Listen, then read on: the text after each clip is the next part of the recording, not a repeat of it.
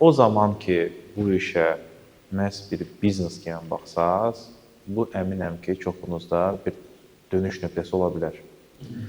Niyə görə? Yəni burada çoxlu faktorların yığınıdır. Yəni bir vaxtlar mən biraz xaotik, biraz yəni oradan, buradan özümü tənzimləmirdim. Həm vaxt baxımından, həm ticarət baxışlarımdan. Biraz yəni düşündüm ki, strategiya hansısa var, amma halbuki yox idi.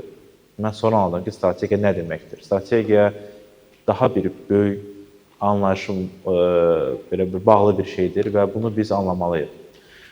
Burada hər bir nə qədər siz çox məqam özünüz üçün qeyd eləsəz ki, nə qədər siz ticarətlə gəzirsiniz, ticarətin sayı, nə qədər uduza bilərsiniz, nə qədər qazanc sizə lazımdır. Burada o xəsislik və qorxu hissi var da, belə bir terminlər var da, bunlar çox vacibdir. Bir yandan hər zaman risk etməyən insanlar, onlar da yanırlar. Bir tərəfdən, misal üçün, mən özüm şəxsən bəzən risk az edirdim, qorxu hissi daha çox idi məndə və bu da mənə qazanmağa imkan vermirdi.